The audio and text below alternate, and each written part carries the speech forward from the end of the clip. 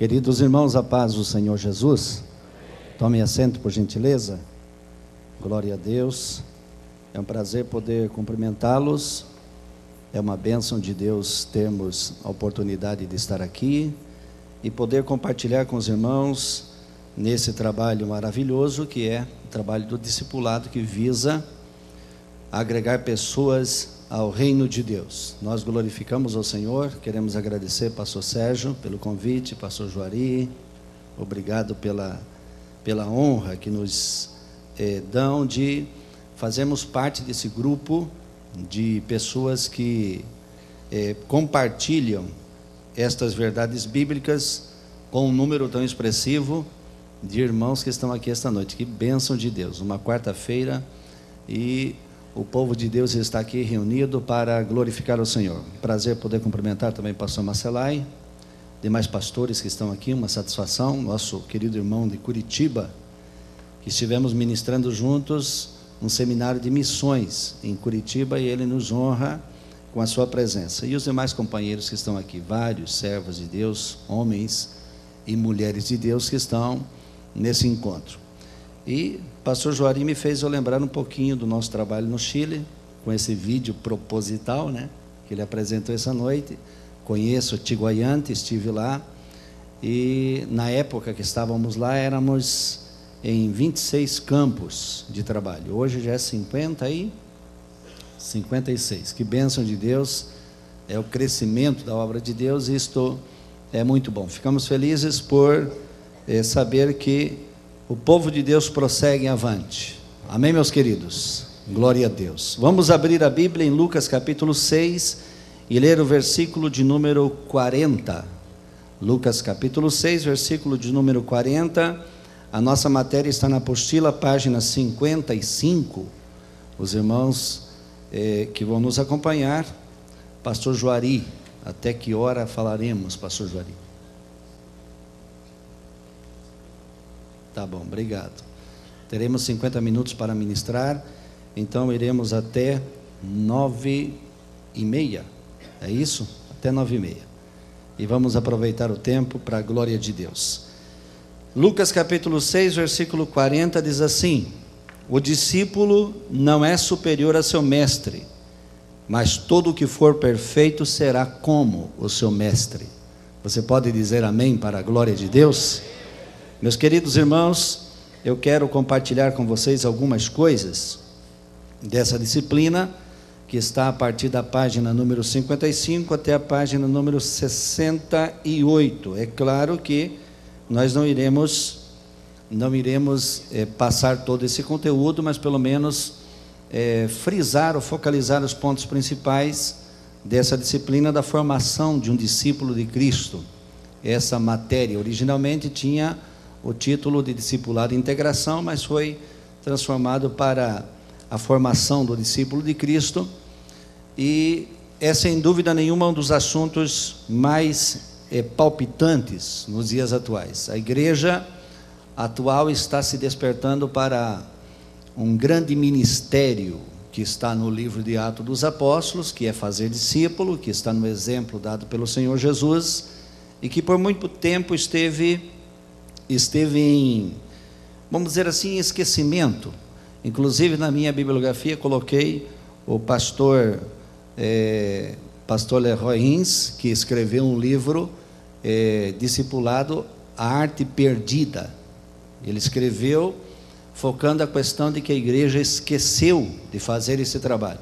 E no livro de Atos dos Apóstolos você vai encontrar uma igreja que envia missionários, uma igreja que ora, uma igreja que sustenta missionários, uma igreja que vai, e uma igreja que discipula. E essa última parte, uma igreja que discipula, ficou deixado de lado por algum tempo, e nos últimos meses ou anos, podemos dizer assim, bem poucos anos para cá, isso se tornou um avivamento magnífico, principalmente de Joinville, com o ministério do pastor Sérgio Melfior. E eu acredito piamente de que Deus está interessadíssimo em despertar a igreja e fazer a igreja assumir essa postura diante do mundo de imprimir as características de Cristo na vida das pessoas.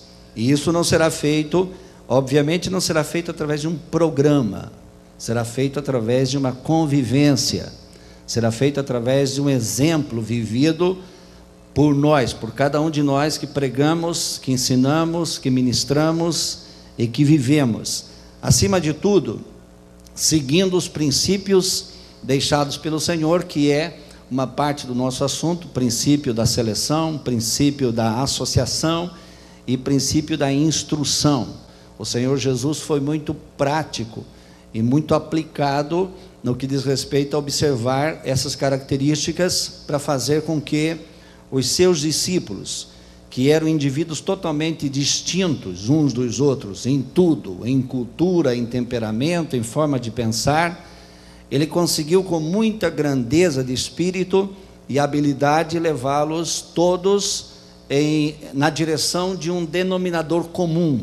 Ele fez com que eles crescem na sua palavra e se transformassem não só nos auxiliares do seu ministério, mas naqueles que continuaram o seu ministério após a sua morte. É tão verdade isto que a revelação de Atos dos Apóstolos vai nos dar a entender de que a igreja primitiva conseguiu evangelizar o mundo daquela época, levar a palavra de Deus a todas as gentes e, acima de tudo, formando pessoas, utilizando aqueles princípios ensinados pelo Senhor Jesus, principalmente o da associação, quer dizer, o relacionamento das pessoas, e o da instrução, o ensinamento das pessoas, o estruturamento. Esses princípios são cruciais e são importantíssimos. Olha para a página número 55, a parte introdutória da nossa apostila. Nessa introdução, no parágrafo inicial, tem 4 palavras que são importantíssimas você anotá-las, ou pelo menos você sublinhá-las. O discipulado é uma missão da igreja na terra que visa resgatar o pecador, instruí-lo com a palavra de Deus e integrá-lo à comunidade cristã, à igreja, e também dar-lhe suporte para que ele volte à sua esfera de vida e ganhe outras pessoas para Cristo. Esse discípulo se torna uma testemunha e mais à frente em um discipulador frutífero que produz outros discípulos que frutificarão para o reino de Deus. Essa cadeia dessas 4 palavras, resgatar, instruir, integrar e equipar, é um processo que não se pode esquecer no que diz respeito ao exercício do discipulado. O discipulado, na minha concepção, tem 3 níveis diferenciados, 3 formas de se conceituar. Primeiro, existe o discipulado que evangeliza para ganhar uma pessoa para Cristo. É aquele processo onde a pessoa apresenta o Senhor Jesus através da evangelização. O segundo nível de discipulado é o discipulado que ensina as doutrinas defendidas pela denominação. Aquele ensinamento que diz respeito a apresentar às pessoas o nosso credo. Por que existe essa diferença de nível no discipulado?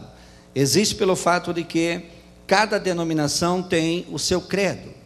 A própria teologia sistemática tem 2 subdivisões, ela é composta por 11 doutrinas, a teologia sistemática, e ela tem uma subdivisão chamada de teologia apologética, que é a defesa da fé, ou a defesa daquilo que se crê, e tem outra subdivisão chamada de apologia ou de teologia dogmática.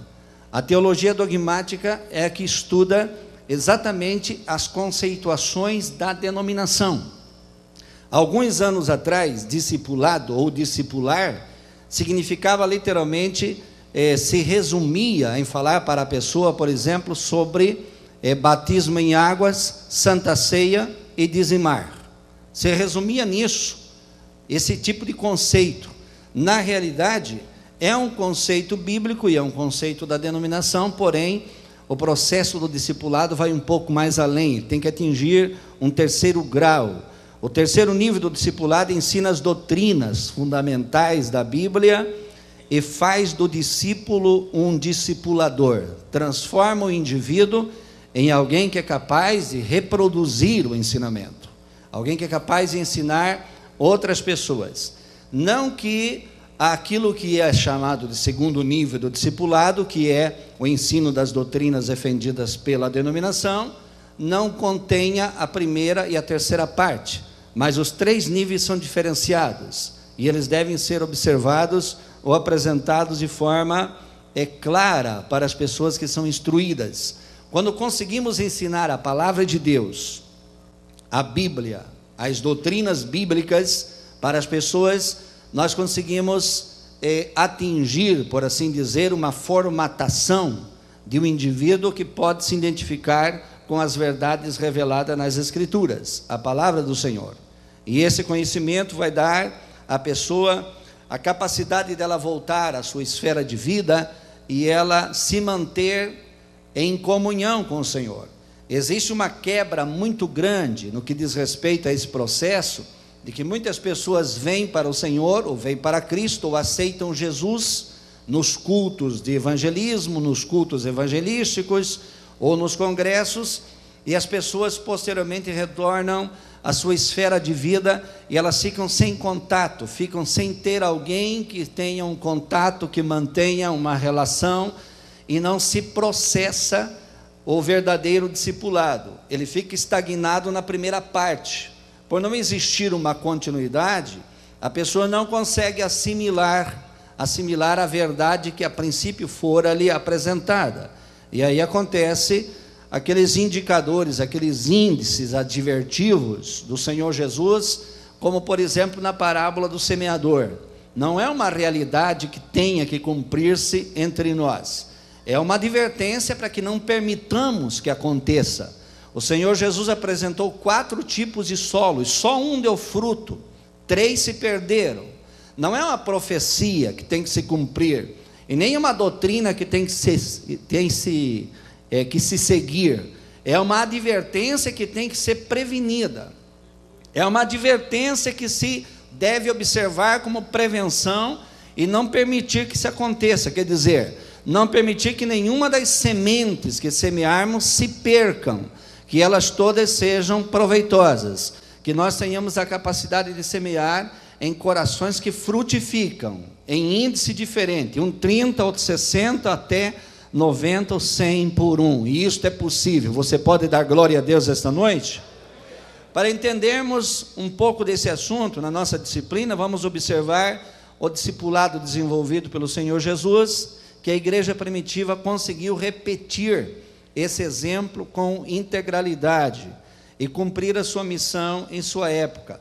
Vamos observar o conteúdo da grande comissão. Nós vamos só citar, evidentemente, alguns princípios básicos para um discipulado eficiente, como também as necessidades de um discipulando para que ele possa chegar a reproduzir o nosso exemplo e praticar o nosso ensinamento. E aí tem uma frase que está em negrito, que você precisa olhar para ela: o discípulo autêntico é a continuação do seu mestre discipulador. Você pode dizer amém para a glória de Deus?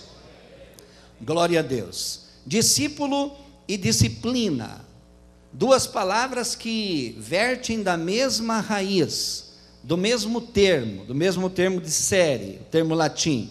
A palavra discípulo está relacionada à ideia de disciplina. Isso significa que dos verdadeiros discípulos requer-se disciplina. Jesus não chamou os homens somente para segui-los, ele exigiu deles a renúncia de tudo aquilo que pudesse comprometer o objetivo maior do discipulado, que é a conquista da vida eterna. Logo, o exemplo de Jesus que ele nos deixa não é um exemplo de perda, é um exemplo de conquista, é um exemplo de rendimento, é um exemplo de crescimento. O Senhor Jesus, dos 12 que ele discipulou, ele perdeu um só, somente um.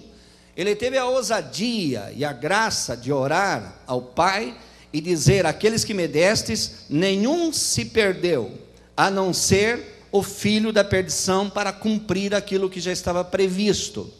Nós podemos conseguir repetir esse exemplo do Senhor Jesus. Nós podemos repetir, se tivermos uma quebra, que seja 1 em cada 12, que seja o mínimo possível.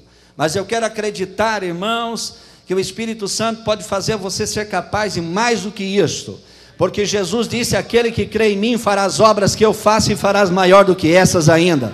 Quantos podem glorificar o nome do Senhor essa noite? Esta quebra que está acontecendo hoje, ela acontece pelo fato de não ser aplicado as metodologias ensinadas pelo Senhor Jesus, seguidas pelos apóstolos, reproduzidas pela igreja primitiva e por muitos pais da igreja. Veja que no início do século II, Inácio usou, por exemplo, o termo discípulo ou termo discipulado para indicar o seu martírio como final do seu discipulado. Em outras palavras, significa o seguinte: ainda no segundo século da era cristã, essa ideia de discipular, de ser discípulo e de exercer uma função de discipulador, era uma coisa que envolvia não simplesmente algumas horas do dia, alguns dias da semana, algumas semanas do mês ou alguns meses do ano. Era uma coisa que envolvia a própria vida. Inácio estava para morrer e usou o termo como a conclusão do seu discipulado. Ele simplesmente estava dizendo: eu estou terminando o meu discipulado, eu estou sendo graduado, eu estou tendo colação de grau, estou recebendo o meu diploma, eu vou ser martirizado. Era isso que ele estava dizendo. Logo, o que está sendo ensinado nessas palavras é que esse processo, essa atividade de aprender e ensinar, é uma coisa que eu e você precisamos assimilar todos os dias da nossa existência. Não é alguns dias a semana e nem algumas horas. O Senhor te chamou para exercer uma função para sempre. Você pode glorificar o nome de Jesus? O termo latim discere, de onde deriva a palavra discípulo, que significa aluno, aprendiz, dessa mesma fonte deriva a palavra disciplina. E os termos gregos e hebraicos também significam aprender, significam absorver aquilo que é ensinado.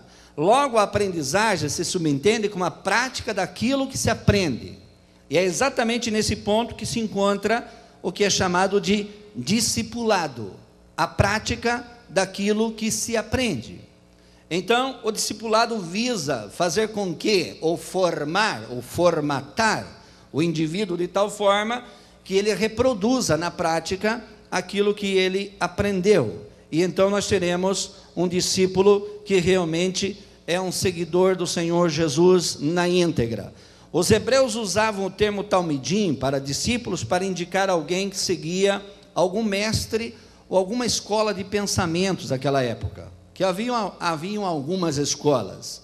Havia a casa do livro, havia a casa dos estudos, a academia de estudos, haviam as escolas de Shammai, de Eliel e outras escolas, onde grandes líderes surgiram e haviam muitos seguidores. Haviam seguidores dos herodianos, dos libertinos, haviam seguidores dos fariseus, dos saduceus, seguidores de João Batista, de Jesus, e todos estes eram chamados de discípulos. Eram discípulos dessas pessoas. A palavra discípulo, ela aparece nos evangelhos e em Atos dos Apóstolos. Depois ela não vai aparecer mais, mas a ideia está impregnada, está totalmente impregnada em tudo o que ensinaram e em todo o exemplo que deixaram. O discípulo é alguém que aprende a fazer aquilo que o seu discipulador ensina. Logo, a palavra disciplina, o termo disciplina, que significa instrução ou treinamento, você tem aí na sua página de número 56, para você poder acompanhar. O termo disciplina significa instrução, significa treinamento, vem da mesma forma verbal de discípulo. Isso indica que o discípulo é uma pessoa disciplinada. A pessoa disciplinada quer dizer uma pessoa que tem uma vida bem ordenada, bem dirigida, bem orientada. Normalmente se diz uma vida casta. Se interpreta a palavra casta como uma vida pura, e é correto pensar assim. Mas existe uma outra definição para a palavra casta, ou castidade, que significa a imposição de limites voluntário à liberdade que o indivíduo tem. Logo, o discípulo é um indivíduo que assume e entende o que significa renúncia. Todo discípulo de Cristo é caracterizado pelo espírito de renúncia. É tão verdade isso que Jesus chegou a dizer: quem quiser vir após mim, negue-se a si mesmo, tome sua cruz de cada dia e siga-me, e terá um tesouro no céu. Você pode dar glória a Deus? Não existe discípulo do Senhor se não for caracterizado por esse espírito de renúncia.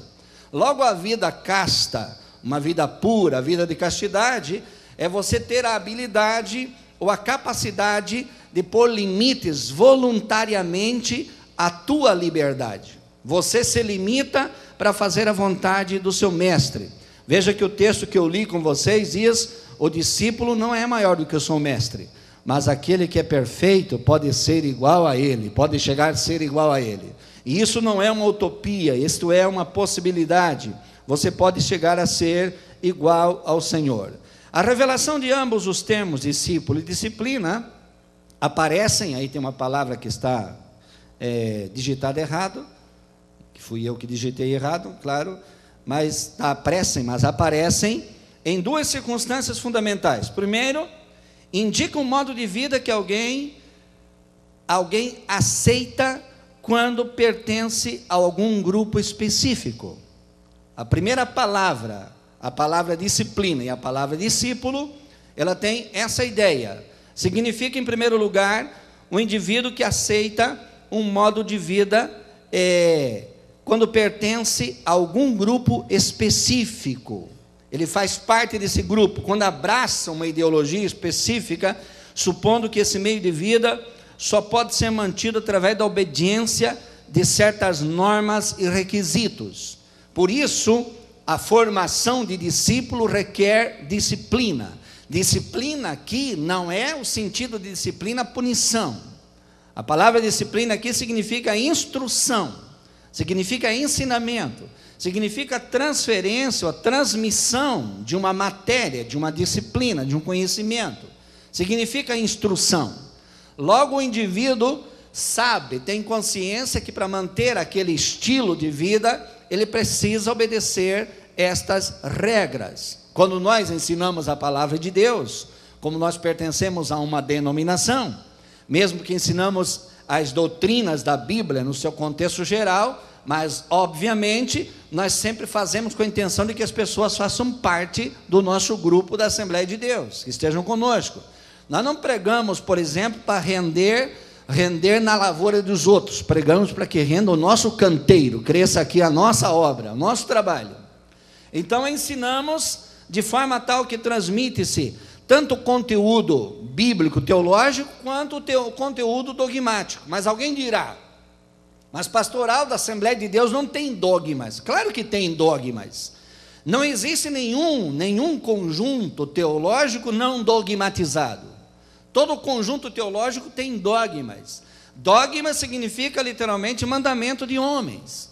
E aí você vai pensar: mas mandamento de homem é rejeitado pela Bíblia? O mandamento de homem que invalida o de Deus, conforme Mateus 15 e Marcos 7. Aí sim, aí Deus não aceita. Mas existem questões, por exemplo, de necessidades regionais, situacionais, que o homem de Deus dá as regras, as normas, que ajuda a cumprir as verdades das Escrituras, não contradiz as verdades das Escrituras, que normatiza certas verdades na sua exposição e também na sua revelação. Logo, entende-se que existem regras a serem cumpridas, e o indivíduo que aceita esse estilo de vida sabe que tem que ser mantido dessa forma. Em segundo lugar, indica também um treinamento sistemático que prepara uma pessoa para alguma tarefa específica, ou a fim de ser ela um membro melhor de alguma organização dotada de algum propósito a cumprir. E eu pergunto para você que está aqui esta noite: qual é o propósito da igreja? Para que a igreja está aqui? A igreja está aqui para adorar a Deus, para evangelizar o mundo e para conservar os seus membros. Você pode glorificar o nome do Senhor? Essas três características da missão da igreja, elas precisam ser vistas. Em primeiro lugar, adorar o Senhor. Nós estamos num congresso de discipulado, mas não pense você, meu irmão, que não há lugar para o Espírito de Deus se derramar aqui e usar quem Ele quiser usar aqui nessa noite. Nós estávamos na escola bíblica no Eboge. Normalmente, quando se pensa em escola bíblica, se pensa naquela reunião assim, silenciosa, lenta, em que vai falando devagar. Bem, tem até alguns que falam devagar, não é o caso no italiano como eu, não tem como falar devagar, muito devagar, não dá porque, primeiro, o tempo é pouco, o assunto é grande, é muito bom demais, é bom pregar para vocês, a gente fica animado, é uma bênção de Deus, isso é maravilhoso. Então, não significa que não aconteçam coisas de Deus. No Eboge, a matéria que eu dei foi homilética, só que o que o Senhor Jesus fez aqui foi extraordinário, foi maravilhoso. O Espírito Santo usou irmãos em profecia. Eu quero dizer para você, este assunto aqui é para ferver a alma, é para ferver o coração, é para mexer com a nossa vida, irmão. Este assunto aqui de discipulado é para dizer para mim e para você, você precisa sentir o gosto de ganhar alguém, preparar alguém e ver esse alguém frutificar no reino de Deus. Urabaxa cantarabaxaia. Oh, glória a Deus, glória a Deus. Não está aqui provavelmente o irmão que me ganhou para Cristo e me discipulou, mas estará aqui alguém, quem sabe, que o conheça. Irmão Sidney Cascais, o Jairo conhece, claro, membro, músico do Exército Brasileiro aqui de Joinville, grande servo de Deus. Ele está aqui, está onde, irmão? Irmão Sidney Cascais, está onde? Fica de pé em nome de Jesus, homem de Deus, aí está. Quantos glorificam o nome do Senhor essa noite? Aleluia.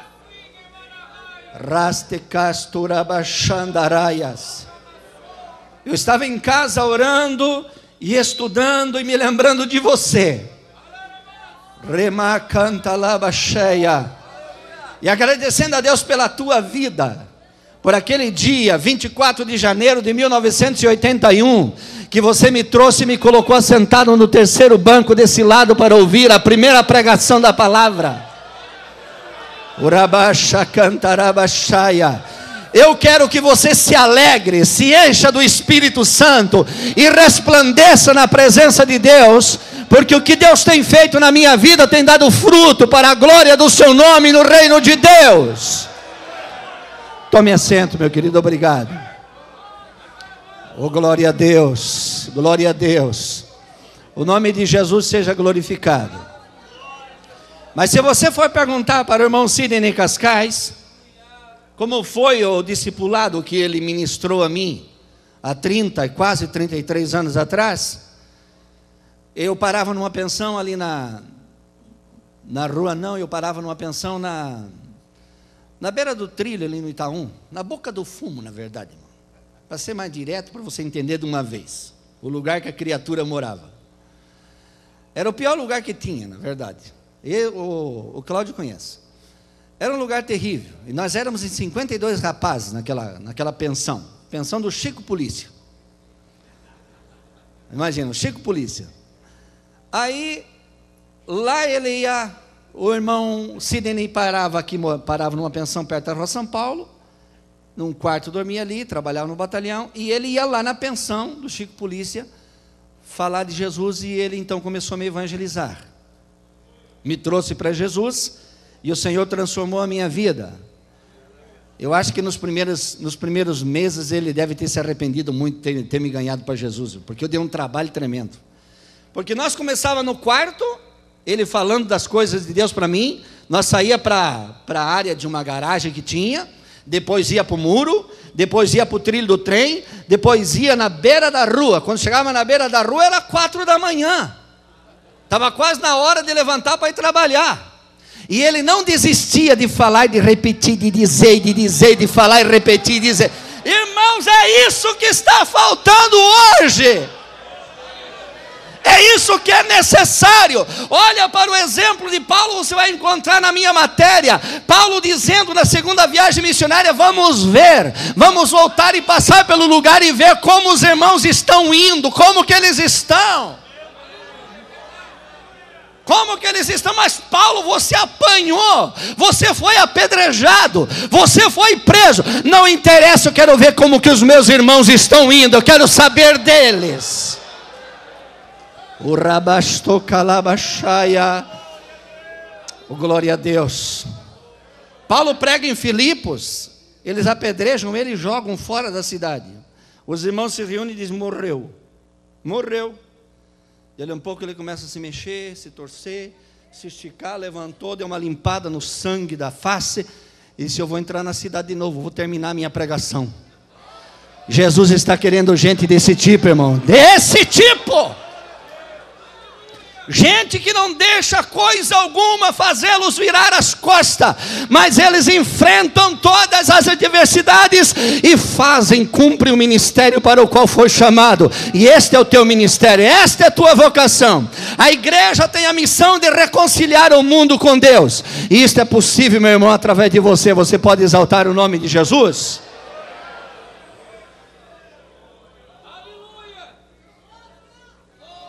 Oh, glória a Deus, glória a Deus, glória a Deus. O nome de Jesus seja glorificado. O discipulado, meu irmão, é mais do que números, é qualidade de vida. É mais do que agregar números, é qualidade de vida. E por esse motivo, existem características que são básicas de um discípulo. E eu vou só citar para você sem comentá-las. Eu quero dizer para você que está me ouvindo aqui essa noite, nós podemos imprimir nas pessoas estas características. Jesus quer usar eu e você para imprimir nas pessoas isso que está aqui dividido em 7 pontos, que inclusive faz parte de uma apostila do discipulado, das primeiras que foi lançada, e foi uma matéria escrita pelo pastor Sérgio Melfior. Eu tirei esses 7 pontos, fiz algumas alterações na linguagem, porque é de uma importância muito grande. E essa matéria eu ministrei na escola bíblica do Ibozec, em Criciúma. Foram 4 reuniões de aproximadamente 1h40 cada uma, e foi uma grande bênção de Deus. Então eu vou apontar algumas coisas somente para você. As características é de alguém que crê na doutrina de Cristo. Irmão, discipular é fazer a pessoa crer nas verdades de Cristo. Não é simplesmente fazer crer em algumas coisas, crer num indivíduo, ou crer simplesmente numa denominação. É crer em Cristo acima de qualquer coisa. É fazer a pessoa conhecer a palavra de Deus, as verdades doutrinárias da Bíblia. É alguém que passa pela experiência do novo nascimento. Você não precisa, irmão, fazer arranjos para acomodar as pessoas na igreja sem transformação. O Espírito que opera no nosso meio transforma as vidas. Transforma as vidas. Você não precisa adequar a linguagem, arranjar metodologia para acomodar o ciclano não sei das quantas. Deixa o Espírito pegar ele e transformar a vida dele em um cristão autêntico.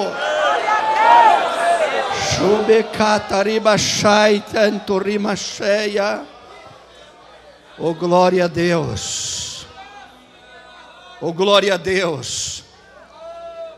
Com esse sistema socializante que existe hoje da pregação do Evangelho, as pessoas vêm e ficam e se acomodam.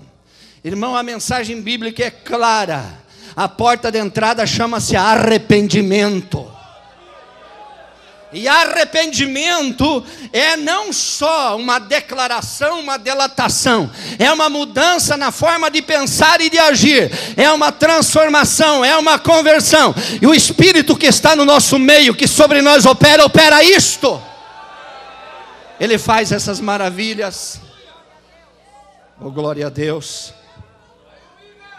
Você, como discipulador, tem que ser testemunha disto. Eu sou testemunha disso. E ninguém mais do que o irmão Sidney Cascais poderia falar da diferença de quem eu era para o que eu sou. Ninguém mais do que ele.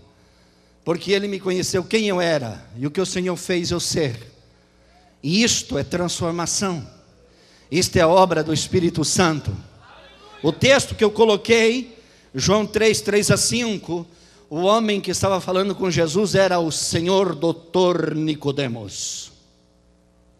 Até o nome dele é poderoso, Nicodemos. Era o Senhor Doutor Nicodemos. Ainda bem que ele foi de noite ter com Jesus, porque se fosse de dia, na presença de outras pessoas, todas as gáfias que ele deu seria uma vergonha para o doutorado dele. Seria um escândalo para o doutorado dele. Porque Jesus fala de novo nascimento e ele fala entrar novamente no ventre da mãe. Que ridículo, que raciocínio ridículo. Que raciocínio esquisito.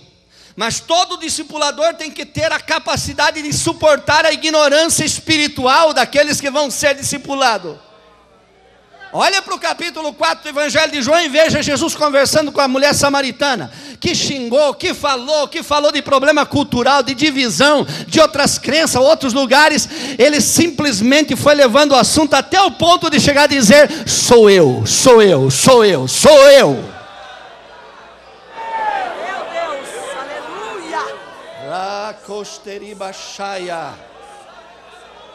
Você precisa entender que a pessoa necessita nascer de novo. O Nicodemos, depois de dizer isso, o Senhor Jesus disse para ele: não, Nicodemos, tu é doutor da lei, não sabe disto. Jesus tirou assim uma certa palhinha dele, né? O Senhor tirou uma casquinha dele assim. Você não é doutor da lei? E tu não sabe disso? Você não conhece esse tipo de coisa? É que eu te falo das coisas que são de cima. Aí Jesus explicou, fazendo a comparação do vento. O Espírito opera como o vento, sopra para onde quer. Você não vê, mas sente. Você não vê, mas percebe. Não vê, mas sabe. Ele sopra, ele faz, ele opera. O Nicodemos ficou maravilhado com a nova doutrina, a nova revelação. Por certo ele pensou: eu quando chegar agora na sinagoga, eu vou dar um discurso que vai ser um impacto, eles vão ver uma nova doutrina. E aí Jesus freia ele e diz: Nicodemos, não te admires de eu te ter revelado isso. Necessário é você nascer de novo, porque se você não nascer, tu não vê o reino e nem entra no reino. O mundo precisa dessa mensagem. E Deus conta com você que está aqui nessa noite. Você pode glorificar o nome de Jesus? Oh, aleluia, aleluia. Aquele que se identifica com o espírito de renúncia, Marcos capítulo 8, aquele texto que eu já citei. Quem quiser vir após mim. Aquele que se dedica com esmero a fim de justificar o dom que recebeu, que se aplica. Esta é uma característica de um discípulo. Aquele que se dedica à vida disciplinada, é o texto de Paulo falando aos Coríntios, que ele pregava aos outros, mas ele subjugava o seu corpo, ele colocava limites à sua liberdade, limites voluntários à sua liberdade, para que pregando aos outros no fim não viesse a ser reprovado, porque acima de tudo o interesse dele era preservar aquilo que era a intenção do Senhor. Quando Jesus exigiu renúncia dos seus discípulos, ele não queria que coisa alguma atrapalhasse o bem maior, que era a conquista plena do discipulado, a vida eterna. A vida eterna. Esse era o projeto de Jesus e foi assimilado pelos apóstolos.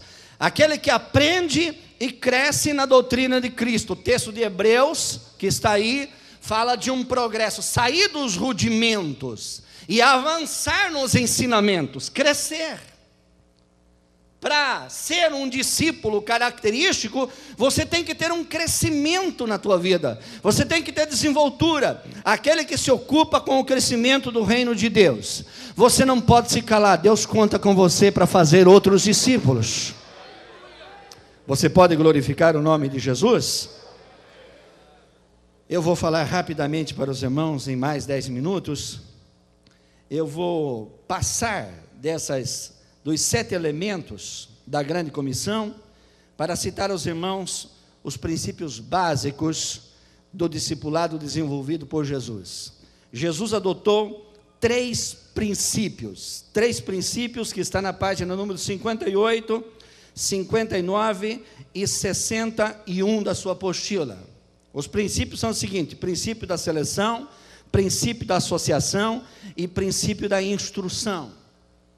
Esses 3 princípios são inegáveis, eles têm que estar presentes em um processo desenvolvido no discipulado. O Senhor Jesus aplicou estas regras, esse exemplo bíblico de treinamento no discipulado, orando uma noite inteira para escolher 12 dentre os seus discípulos, 12 do grupo, para treiná-los.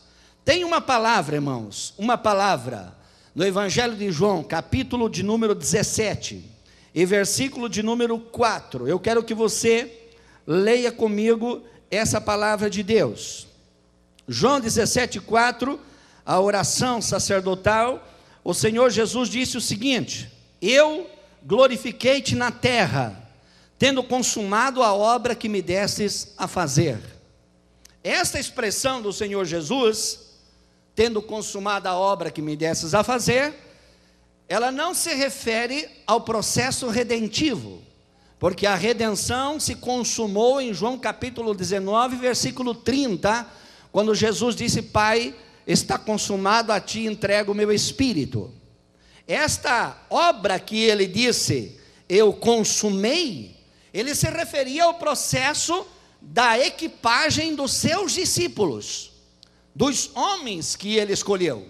Nesse capítulo 17, Jesus não fala de milagres, não fala de multidão, não fala de nenhuma coisa portentosa, mas por 40 vezes Jesus cita os homens que me destes, 40 vezes, e essas 40 vezes que ele cita os homens que me destes, referia-se à obra dele.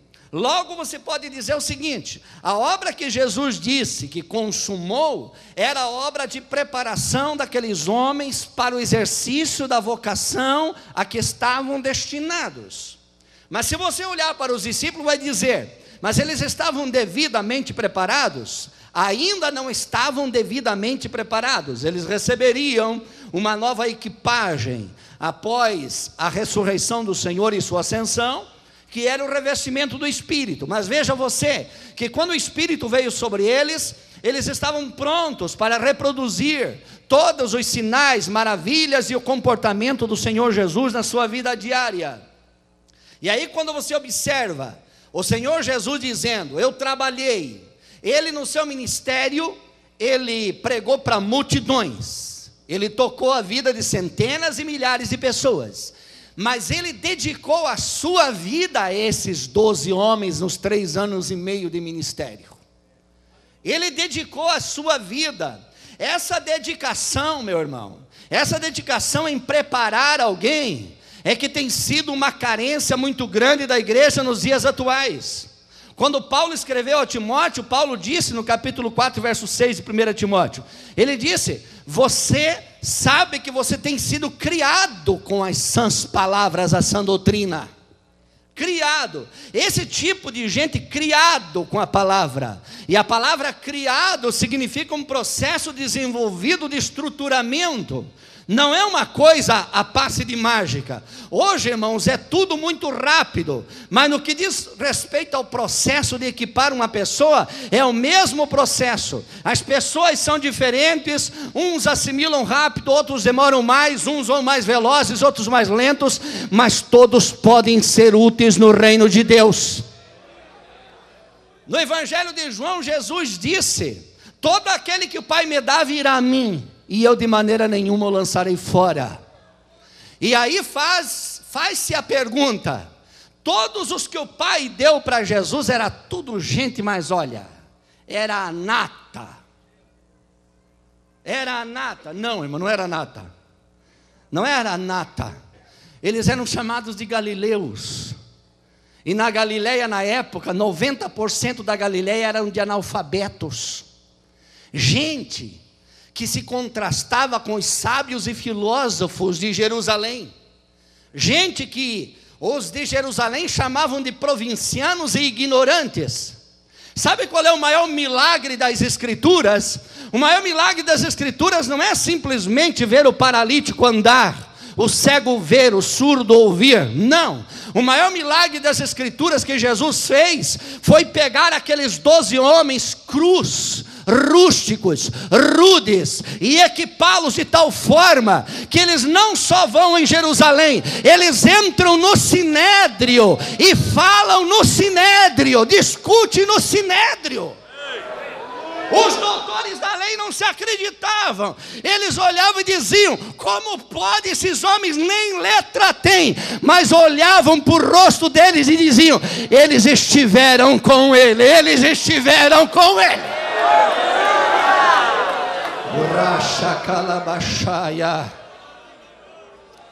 Capítulo 4, verso 13 de Marcos, está escrito: Jesus chamou a si os que ele quis e vieram a ele para estar com ele. Esse é o segredo, é estar com ele. Esse é o segredo, estar com ele. Estar com ele, estar com ele. Este é o segredo, estar com ele. Você precisa estar, além de estar com ele, estar com alguém que te ensine ou alguém que você possa ensinar. Esteja, é associação, precisa haver uma ligação, você não se isola. Não existe lugar para individualismo no corpo de Cristo. Existe lugar para membros que funcionam, para membros que produzem e trabalham. Urabaxa cantarabaxaia. Eu sei que parece que os ouvidos de vocês estão ardendo essa noite. Pena que eu vou pregar só hoje, viu? Mas Deus vai usar todo mundo e vai ser uma bênção de Deus. Porque eu sinto aqui dentro uma coisa fervendo. Eu e minha esposa passamos algumas horas. Eu rolava no chão e rolava e dizia: Senhor, como vai ser, Senhor? Senhor, como vai ser? O que vai acontecer? E eu estou vendo o que está acontecendo aqui esta noite. A presença do Espírito de Deus está aqui esta noite. A glória de Deus está aqui nesse lugar. O Senhor está aqui nessa noite para falar com você de que Ele é poderoso para operar na vida de pessoas que você não imagina. É inacreditável, mas você vai ver alguém que você não considerava, alguém que você não imaginava. Você vai ver ele sendo usado nas mãos de Deus, porque esse Espírito que está aqui nessa noite, que é o Santo, ele transforma essas vidas em instrumentos para a glória de Deus. Jesus vai e escolhe 12. Não eram somente homens simples, eram diferentes uns dos outros.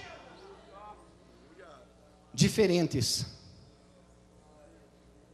Na minha matéria escrevi uma frase que você vai encontrar mais à frente, que se encaixa com a temática que foi posta nesse livro. Discípulo não se produz numa série de produção, como que o indivíduo é jogado dentro de um programa e sai discípulo do outro lado. Não. Discípulo é formado pela convivência, pela relação vivida, pelo compartilhar. É assim que se discipula, compartilhando, convivendo. O discipulado está exemplificado no estilo de vida de Jesus, compartilhar tudo, absolutamente tudo. A igreja primitiva, os apóstolos, não é só transmitir uma série de lições didáticas, não. É muito mais do que isso, é compartilhar vida, é relação, é associação de pessoas. É pessoas que têm uma relação uma com as outras, e vivem uma junto com as outras, e compartilham, e elas crescem para a glória de Deus. Você pode exaltar o nome de Jesus? Aí Jesus chama os 12, e as diferenças eram espantosas. O Tiaguinho e o Joãozinho, que pareciam ser assim os mais humildezinhos, mas como eram humildezinhos aqueles irmãozinhos. Ô, dois abençoadinhos de Deus. Quando os samaritanos não quiseram receber Jesus, os dois se levantaram e disseram: Senhor, Tu quer que nós ore e faça como Elias, desça fogo do céu e torra toda essa peste, acaba com tudo. Torra tudo, queima tudo. Jesus olhou para eles: vocês nem sabem de que espírito vocês são. Eu não vim destruir as almas dos homens, eu vim resgatá-las, eu vim salvá-las. E por isso os apelidou de filho do trovão. Você de repente explode, né? Mas só que explodia para o lado errado. Explodia para o lado ruim, filhos do trovão. Aí olha para o Pedro, membro do grupo dos Zelotes, grupo revolucionário, que visava libertar a Palestina do jugo romano. Um homem que levava tudo na força. Um dia Jesus disse: vocês têm uma espada? Eles têm duas, uma aqui fora e outra escondida debaixo da roupa. Ele vivia preparado. Ele odiava os romanos. E aí Jesus vai e chama Mateus, o Levi, que trabalhava para os romanos. Aí pronto. Aí o risco era constante.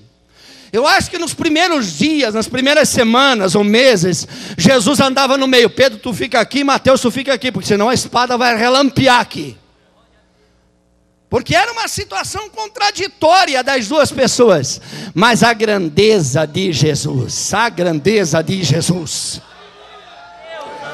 o resultado do ensino, o processo do discipulado foi convergindo-os na mesma direção, levando-os na mesma direção. Irmãos, você não imagina o que Deus tem para fazer. Como disse o pastor Sérgio, está acontecendo um grande avivamento para o mundo e vai começar aqui nessa igreja, começa aqui. O mundo vai conhecer o que Deus está fazendo aqui, usando a tua vida, usando você que está aqui essa noite.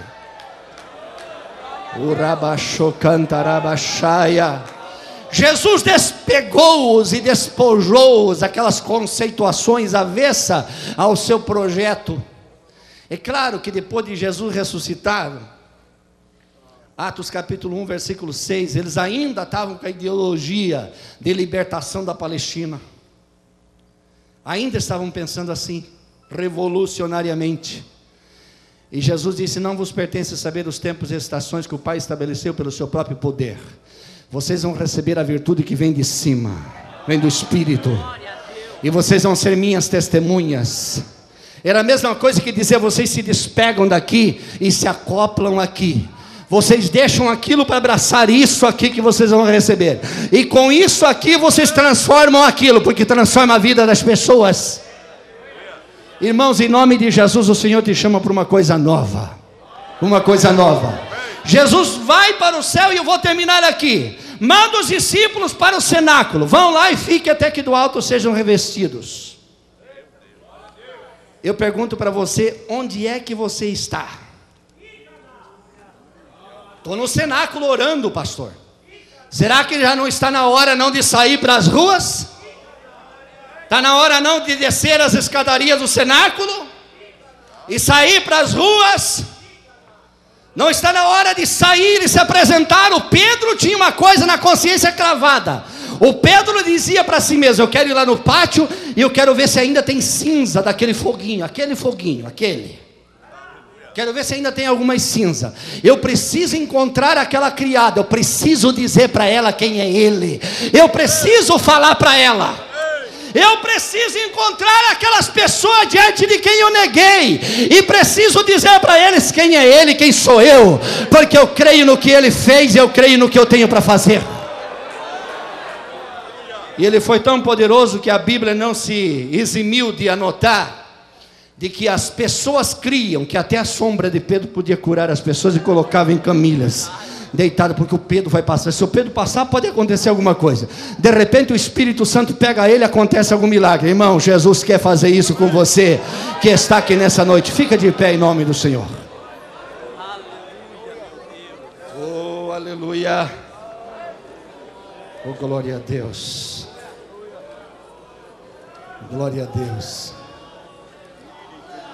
Glória a Deus. Que tal a igreja hoje dizer: todo que o Pai me dá virá a mim, e eu de maneira nenhuma lançar de fora. E aí você vê as características de quem vem a você, e não se importar, ter a visão de Cristo, não ver as pessoas como status social, cultural, econômico, mas ver as pessoas como almas, como valores eternos. Ter a visão que Cristo tinha e deixou-nos como exemplo. Ver as pessoas como valores eternos, como almas vivas. Não importa se é um indivíduo da elite, bem trajado, ou um mendigo, a alma tem o mesmo valor. Jesus morreu por ambas. Não importa. E Deus pode te dar alguém que de repente não seja muito compatível. De repente a tua seleção para trabalhar com pessoas, você seleciona só alguém que se encaixa aos teus padrões. E o Senhor quer quebrar esses teus padrões, estabelecer os padrões dele. Quebrar esses teus padrões, estabelecer os dele. de ver as pessoas como alma eternas, valores eternos, seres humanos, vivos, almas inteligentes por quem Cristo morreu e que precisam ser ensinadas. Se o irmão Sidney olhasse para a aparência, eu não estaria aqui hoje, porque a minha aparência era feia. Hoje eu sou bonito, chego a até lindo, até sou lindo, porque o crente fica bonito, né? É uma maravilha. O crente fica inteligente e bonito. Mas era um gurizinho feio, irmão, ruim. O irmão Sidney não olhou para isso. Ele viu uma alma e foi falando de Jesus, e foi falando, e foi falando. E Jesus transformou a minha vida. E hoje, quando eu me lembro disto, todos os lugares que já estive, que já trabalhei, que vou trabalhando, servindo ao Senhor, eu tenho isso presente na minha vida. Eu já vi pessoas que a sociedade rejeitou, e o Senhor os batizou com o Espírito Santo. Aleluia! Eu quero orar com você esta noite. Você tem alguém aqui em nosso meio que precisa aceitar Jesus como Salvador? Agora é a hora. Agora é a hora. Que precisa mudar a sua forma de pensar e de agir em relação a Deus e aos homens. Agora é a hora. Eu quero que você venha, saia do seu lugar e venha em nome de Jesus. Você tem algum irmão discipulador que está aqui, que está sofrendo muito para exercer a sua função e precisa de uma ajuda do Espírito Santo? Ele está aqui nessa noite e nós estamos aqui para orar por você. Sai do teu lugar e venha. Você que vai se ingressar nesse grande batalhão de pessoas que vai cooperar com esta grande visão e missão de levar a mensagem do Senhor ensinando as pessoas. Você também deve vir e dizer: Senhor, eis-me aqui, Senhor, eis-me aqui. E o Senhor, pelo seu Espírito, vai te ajudar essa noite. Ele vai batalhar a teu favor esta noite. E esta noite será inesquecível para a tua história, para a tua vida. Oh, aleluia.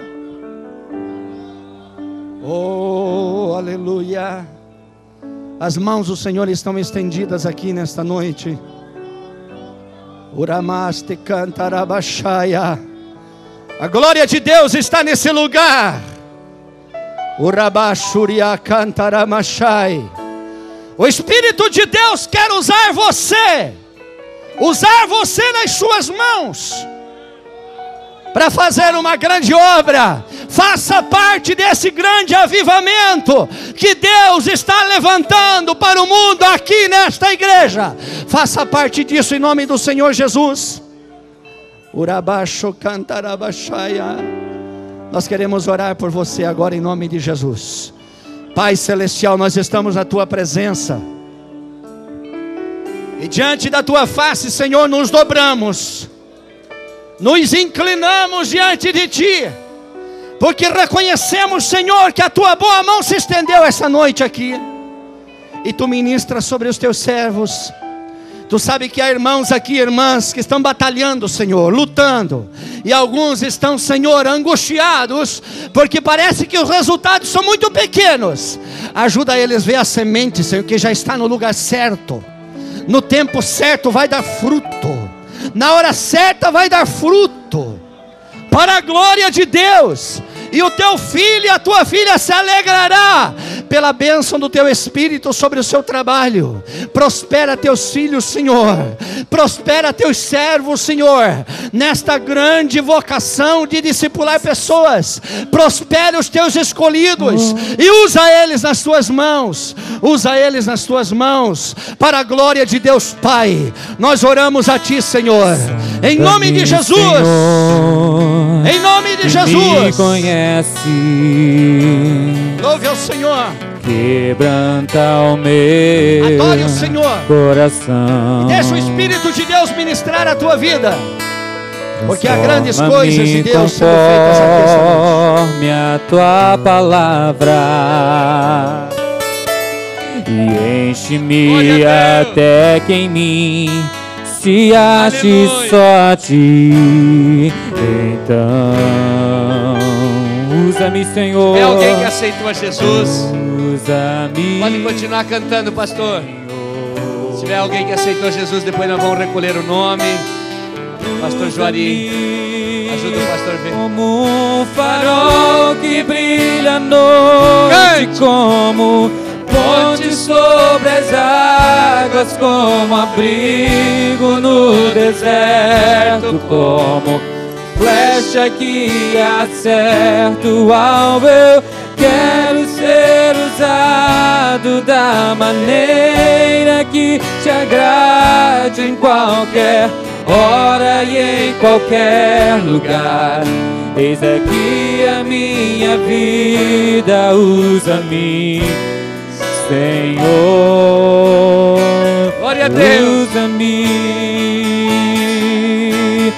sonda-me. Adore o nome de Jesus. Quebranta-me, transforma-me, enche-me e usa-me. Sonda-me, sonda-me, quebranta-me, transforma-me, enche-me e usa-me. Cante junto como agora. Um farol que brilha à noite, como ponte sobre as águas, como abrigo no deserto, como flecha que acerta o alvo. Eu quero ser usado da maneira que te agrade, em qualquer hora e em qualquer lugar. Eis aqui a minha vida, usa-me, Senhor, usa-me. Aleluia. Dê um abraço ao irmão que está mais próximo de você.